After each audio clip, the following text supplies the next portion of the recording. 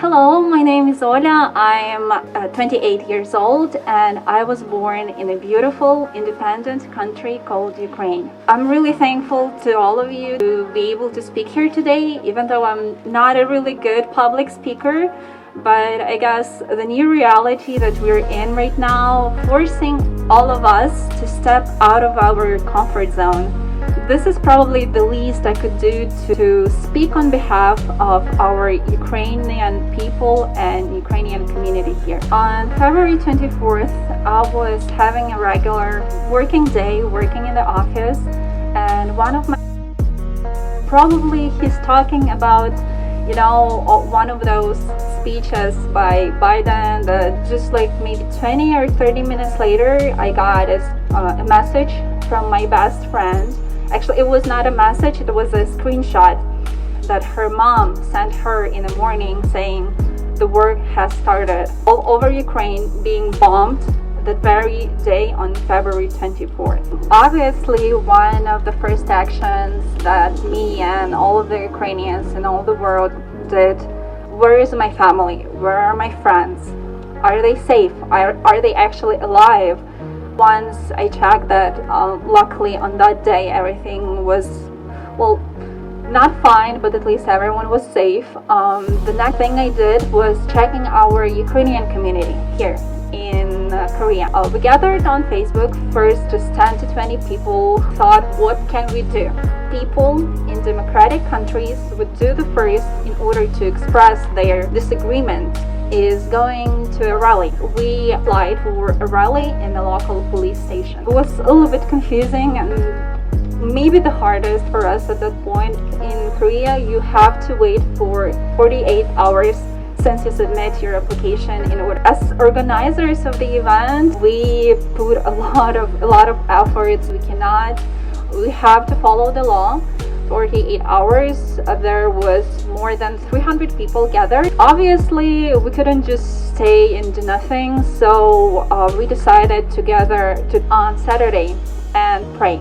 Pray for our family, pray for our friends, pray for our army who protects our family and friends right now. Obviously, pray for Ukraine. Sunday, we met together.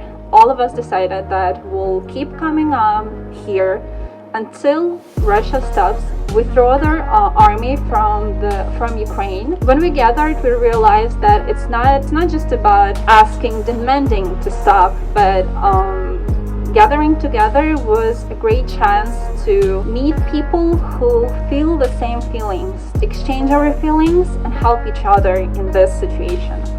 It was indeed a very, very great feeling to know that every week there will be a big group of people to speak out loud what's on their mind and what's on their heart.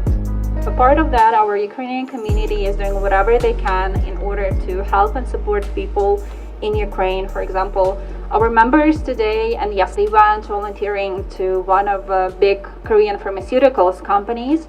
Decided to donate a big amount of medications to wanted Ukrainian people who obviously lack those things right now, so ship them as faster as they can.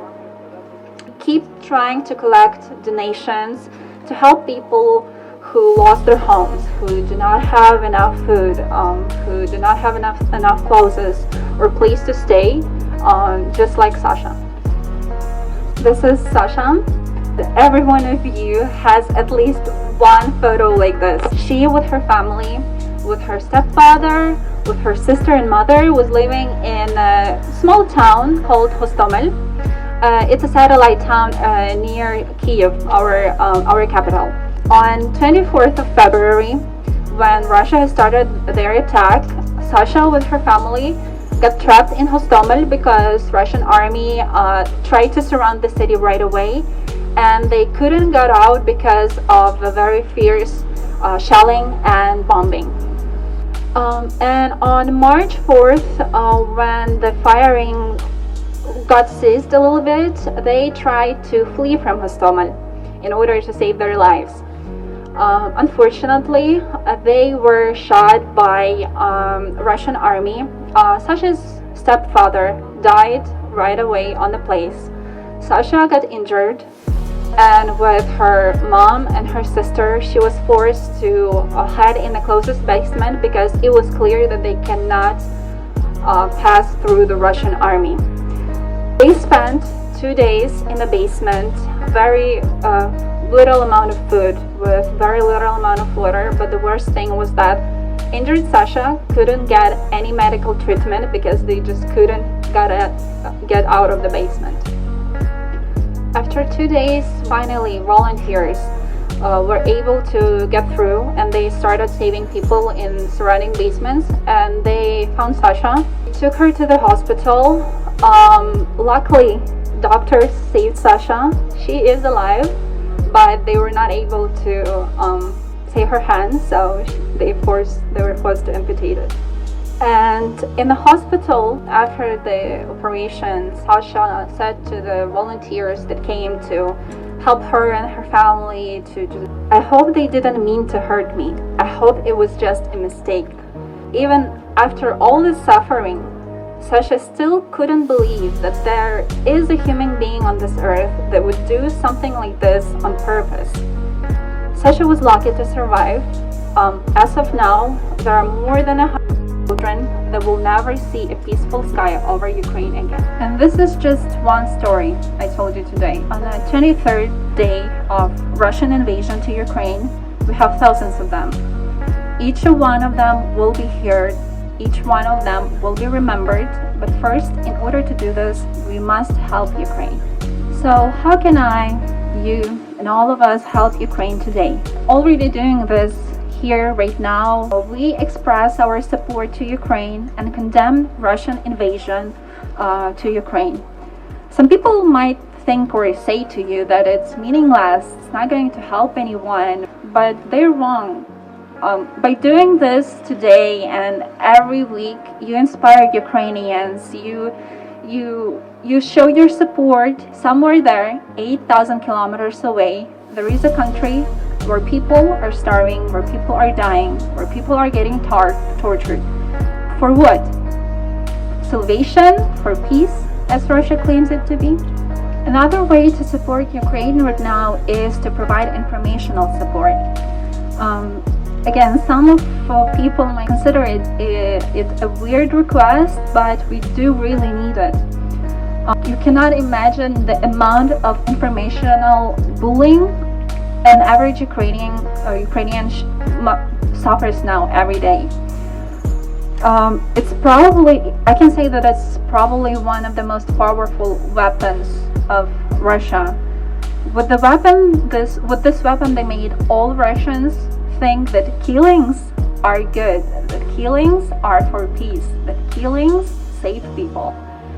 Please share posts, please share information you find on pages of Ukrainians, if you have friends, or information that our embassy posts, or who is the villain here. Please do not ask Ukrainians to agree to Russian demands. Please ask Russia to stop their aggression. Remember, Russia is an aggressor, and Russia is the one who has to stop. By doing this, all of those things, you're not just helping Ukraine, you're helping Poland, you're helping Lithuania, you're helping all the European countries, and you're helping the whole world in order to prove that weapons and cruelty cannot be deciding power in the 21st century and ever after. Putin, along with Russian army and Russian soldiers, shall be condemned as war criminal. There is no excuse for everyone who supports Russian aggression and tries to find excuses for the killings done by the Russian army.